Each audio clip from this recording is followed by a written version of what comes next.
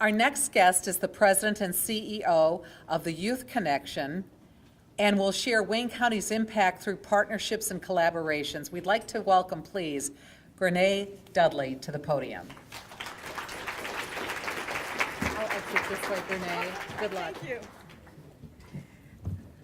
Wow, thank you very much. This is just an awesome opportunity to see so many people here that can help us make a difference in our communities and our respective communities. Oh, she told me what to do. Move the button. There you go.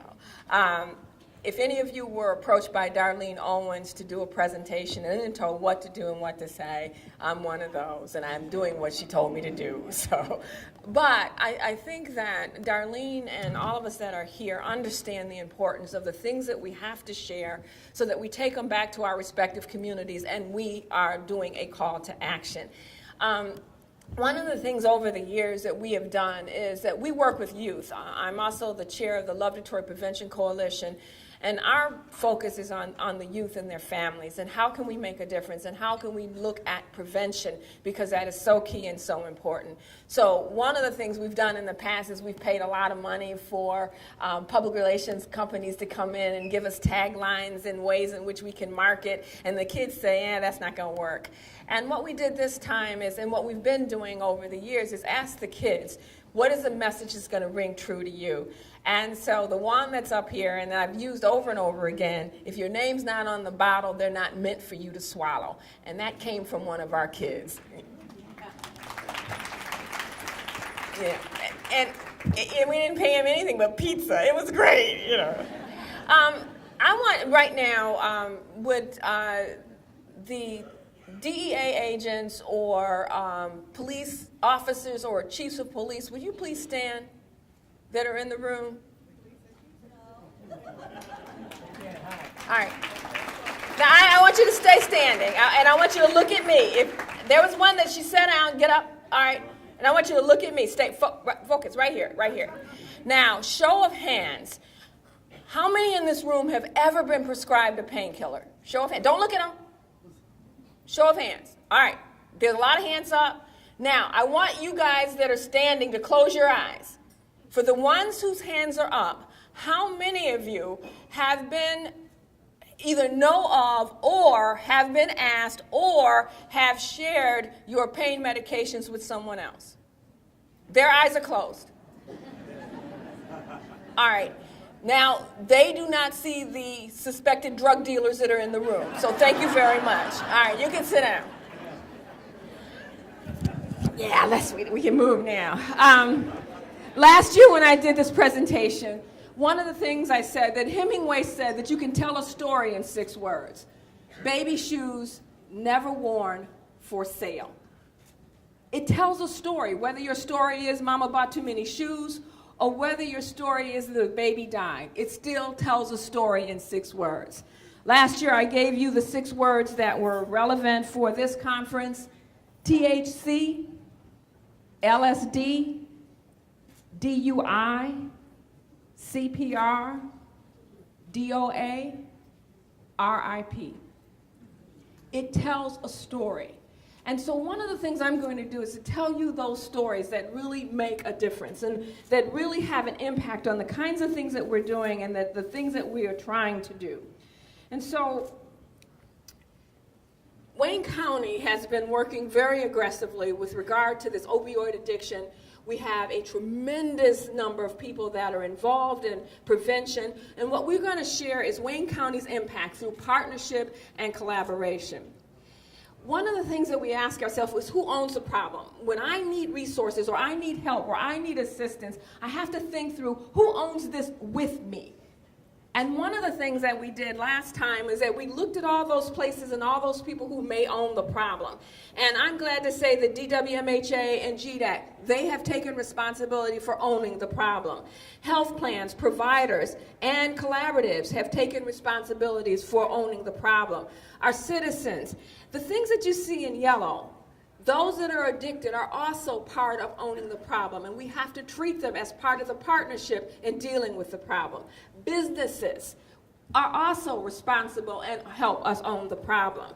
The other kinds of places that we are, the federal government, legislators. The one thing that I added under law enforcement, because they kind of, go together in some ways, are dealers. They also own the problem. I mean, all these suspected drug dealers that are in here, they're part of owning the problem. All right? To address this problem in Wayne County, in our collective communities, we have to collaborate. A long time ago, I had this picture it was a big, huge centerfold of the newspaper, and it said, "Collaborate or die."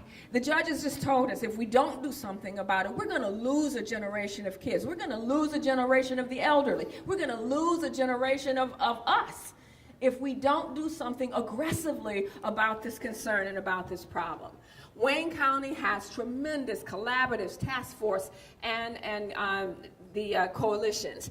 And just the few that are here, the Hamtramck Drug-Free Community Coalitions, Stop Underage Drinking, the Prevention Collaborative, the Love Detroit Prevention Coalition, Save Our Youth in Livonia, NCADD, Steps Radio, Empowerment Zone, the Faith-Based Initiative. We have Taylor, we have Beaumont, and then Mac Alive, and there may be others that are not up here, but we are working aggressively in our communities to make a difference.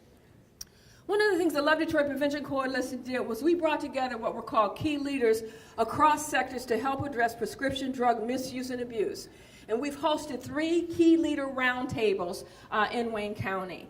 And one of the things and we're going to do another one in June. And the thing that I'm excited about are the people who came together because I bugged them, because I showed up in their offices unannounced, or because we asked them, please help, they came.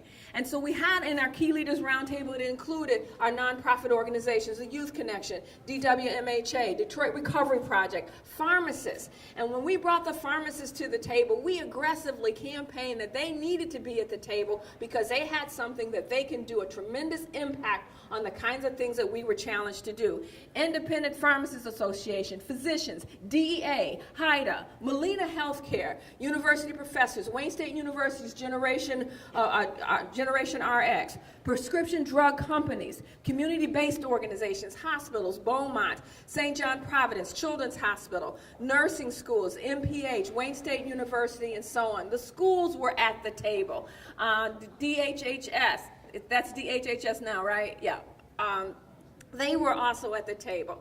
And so one of the challenges then that we had was to say, here are all the things that we can do. And our Key Leaders Roundtable came up with recommendations that we thought that we could collectively work on, act on, pass out, you do this and you do that, and that those things were things that we felt would make a difference in our communities. So one of the things that we had recommended is that we needed to create awareness campaigns for every sector, for the police, for the community, for the youth, for the elderly, for the hospitals, for the doctors, for everyone. And that has gone really viral, and it's not just because we said so, but we kind of feel that we did, but that has also contributed to making sure that awareness of what was going on in our communities was taken seriously. At that roundtable, at one of our roundtables, and I remember this vividly, we promoted the use of naloxone with police and families. And then this spark and this light just descended on Darlene Owens, and I knew that that job was going to get done. We also talked about adding quality standards to health plans for the prescribing and dispensing of narcotics. Another key leader recommendation is that we looked at maps and we said maps needed to be made real time. It had to have something that had to happen not a half hour later, not 2 hours later, and it had to be used. And so we talked about ways in which we could change maps. The other thing that we did is that we took our recommendations and then we shared with the governor's liaison to the Michigan Prescription Drug and Opioid Abuse Task Force, Chris Priest, the Deputy Director of Strategy, what our recommendations were. Now, I'm just saying that many of our recommendations did end up in the governor's task force. I'm just saying. I'm not saying that they copied our recommendations or anything like that, but it tells you that many of us were looking at those challenges and feeling very aggressively that these are the things that needed to be addressed. The Michigan Prescription Drug and Opioid Abuse Task Force made a recommendation that the DEA to increase the availability of prescription drop-off bins. That was a key recommendation that the governor's task force made. And Wayne County's response, hey, who's that guy that's saying, and the change is going to come? The changes are coming. And we're really excited about what is going on right here in Wayne County. The take-back boxes, this is a list of the police stations and the police departments that have those take-back boxes that look not as, well, ours look good. All right, the take-back boxes in the police station. It makes sense to have them in the police stations. You guys have guns. You know, nobody's gonna come and take the pills from you. Trust me on this. All right? Allen Park, City of Grosse Pointe, Flat Rock, Gibraltar, Grosse Ile, Grosse Pointe Park, Grosse Pointe Woods, Hamtramck, Lincoln Park, Livonia, Melvindale, Riverview, Rockwood, Romulus, Southgate, Taylor, Westland, Woodhaven, Wyandotte, Inkster, and what's the other one? There's one more. Salem. Who are they? All in police departments. All there for take back. All there for any citizen that needs to drop off on prescription or prescription meds or prescription drugs that they're not using. Let me tell you why this is so important. We know about diversion. We know about all of that. How many of you are aware of the pill parties? All right. There's a whole lot of people that are not aware of the pill parties that our kids are getting engaged in. Do you know what they are?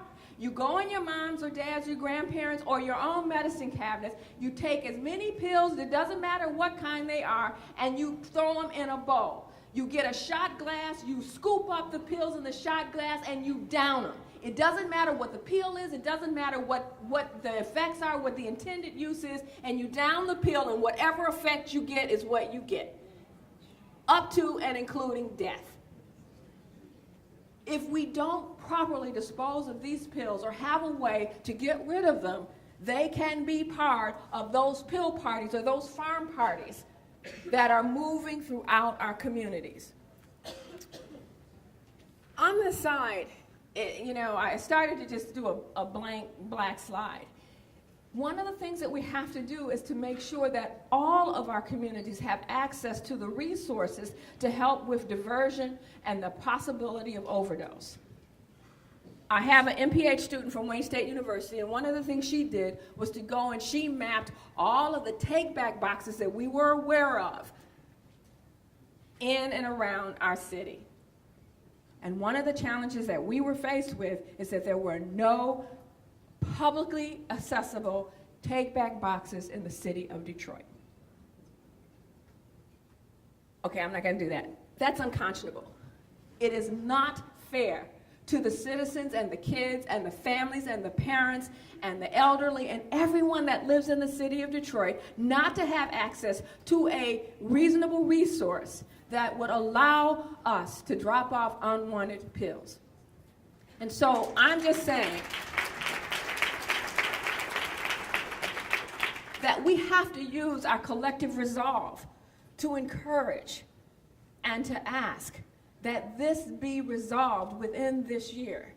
I think there are 300 or I don't know how many of the take-back boxes that are sitting in storage now at Detroit Wayne Mental Health Authority. I have volunteered my car to transport any take-back box anywhere in the city of Detroit and drop it off. And I am sure all of my coalition members will be behind me to help me do the same thing. I'm just saying. Now, one of the other things that happened is that now not everybody may have access to the take-back boxes. And so one of the things that Detroit Wayne Mental Health Authority did was to put together these Deterra bags, thousands of them. And our coalitions took hundreds of these bags and we passed them out. And so they, one, help curtail diversion. They prevent improper disposal of prescription medications. Nancy Lewis, who's on one of she's a pharmacist and she's also one of our Love Detroit Prevention Coalition members. She's working with Wayne County pharmacists, and Agata is here, and I know she has been very aggressive and supportive of our efforts to, one, raise awareness. But these Deterra bags are now distributed at Andy's Pharmacy, at some of our privately owned pharmacists, and CVS Pharmacy on Van Dyke and Outer Drive, which is right around the corner from my office. So I am really excited about that because it's the little things that get me really excited. I will really be excited if I get a take-back box in Detroit, but I'm just saying. All right.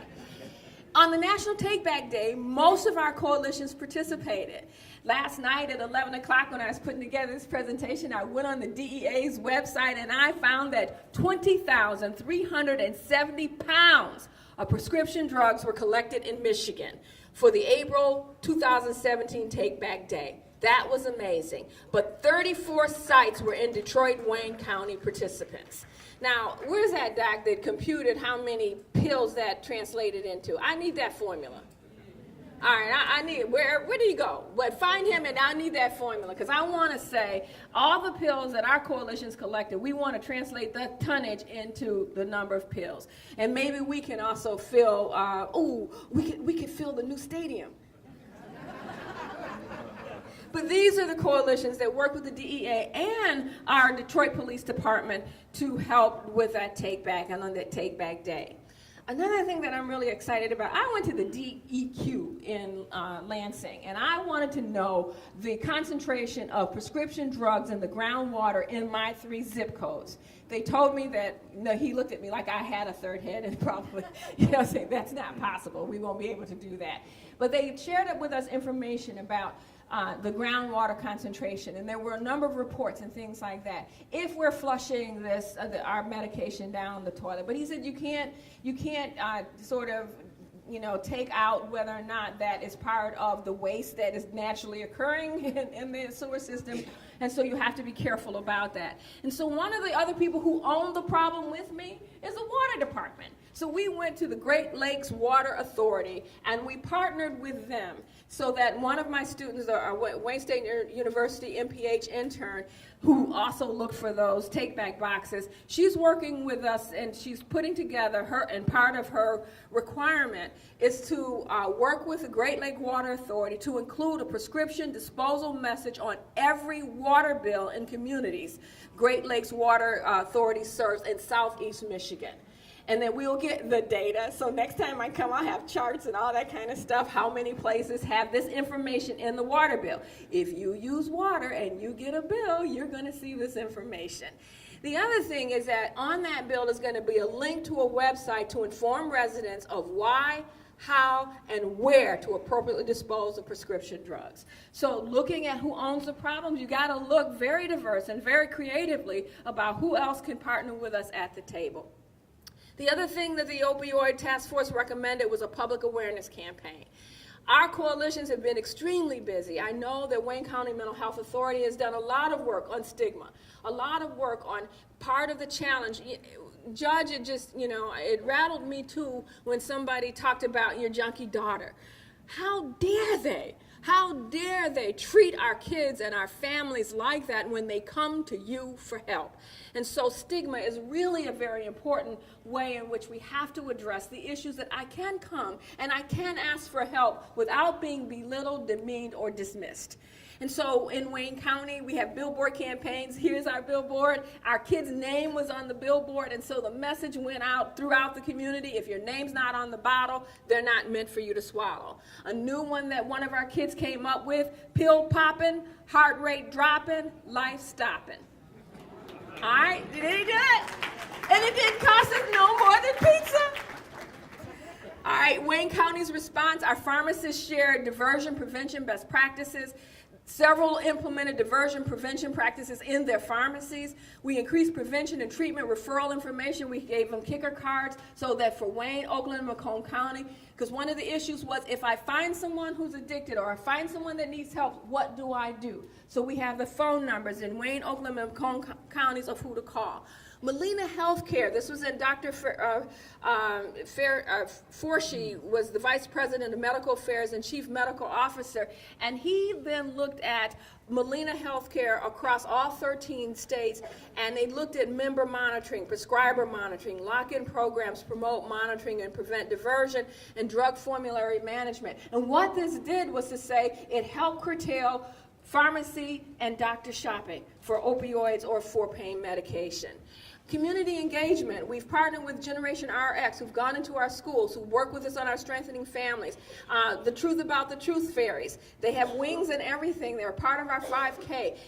August 19th, I expect everyone in this room, please come and participate with us as our kids are going to do a 5K walk around Belle Isle. We're going to have after-school providers and prevention providers that will be there to share information about all the kinds of things our kids can do instead of using drugs, in place of doing the kinds of things that they need to do and enroll in after-school programs. We know that the hours between after school, immediately after school, those are the times that our kids mostly get into trouble. That time from 3 to 8, that time when parents are still at work and you've got to manage your kid by phone while they're sitting at home.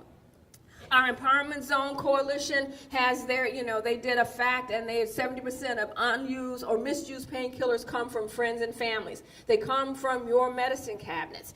They also did and designed and distributed postcards on teens and prescription drugs. Wayne County's collaborative actively look at them, the collecting all those drugs with masks on. This is our box. This is a snapshot of the box before the end of the day, and it was already half filled, and we actively participate in take back days. One of the things that they also are doing that made you stop and made me stop and think is they are working with grandparents who are taking care of their grandkids, but they're also working in senior homes and senior facilities. And the thing that was striking and amazing is that one of the seniors at the presentation described the fact that they get a lot of pills because of what ails them. And they had all their pills in one of the family rooms at one of the meetings that they were holding. And somebody says, oh, I'm all out of this prescription med. And another one said, no problem, doll, I got one for you. Granny becomes a drug dealer. So part of the challenge is awareness. Because it's just the thought that their feeling is, I'm helping out. Because they said, don't bother about going to the doctor and paying the expense of having to go, of having to get the medication, of having to get there when I can help you out here.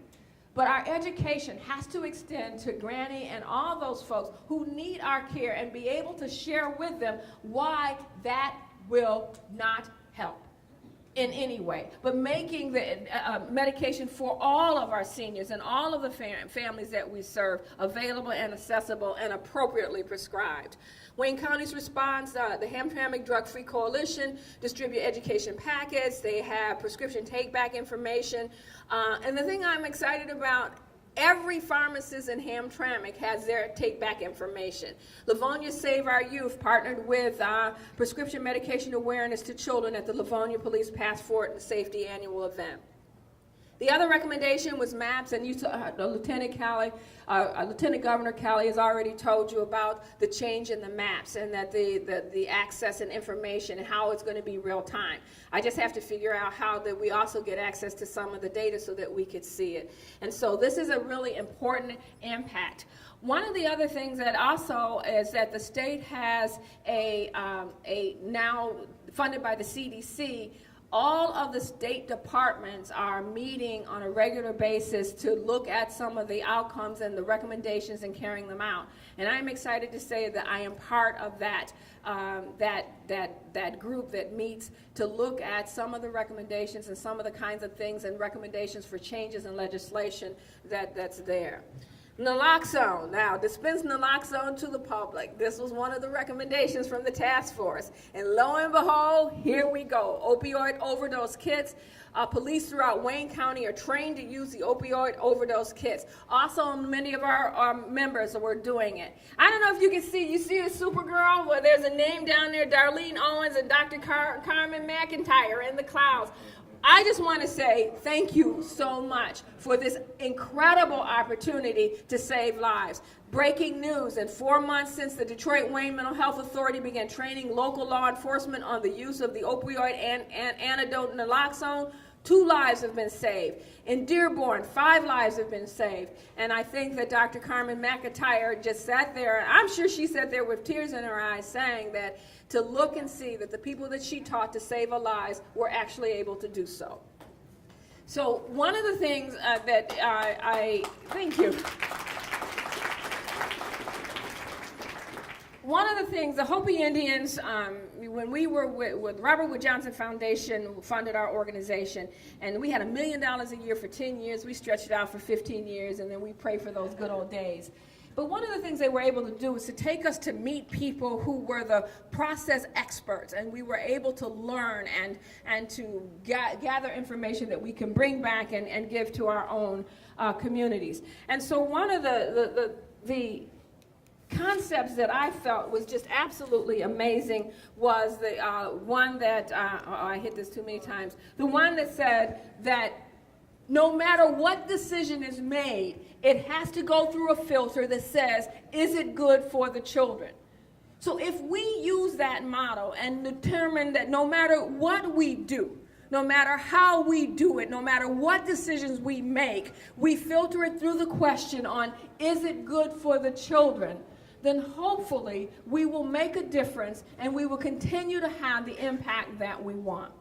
So in closing, before Darlene comes up here and snatches me off the stage, one of the things I want to do is to leave you with a recipe. I like to cook. Oh, don't forget we're having our Chiefs Cooking for Kids event coming up in October. But I like to cook, and I want to give you a recipe on how to cook kids and how to cook a community. Take any community, whether it's Livonia or Dearborn or Grosse Pointe or Inkster or Detroit. And those big cauldron pots are going to be on sale now right before October, before Halloween. Go get one of those. Take this outside because it can really stink if it gets heated up too much. And then add a little water so the community doesn't stick. And in fact, don't put the community in it. Put the kids in the community in that pot. Throw in a pinch of finger pointing. It's not my job. It's not my responsibility. Lightly fold in. They deserve what they get. Sprinkle just a little bit of lack of resources. Mix in silencing the advocates, the outspoken, and the morally outraged. Tell everyone with just a pinch of salt that we don't care if it's good for the children. Nothing else has been done. Nothing else needs to be done. Our kids and our communities have already been cooked. So your job, since you are sitting in this room and heard all the things that we have to share about the importance of making a difference, is to never, ever let us cook another kid. Thank you.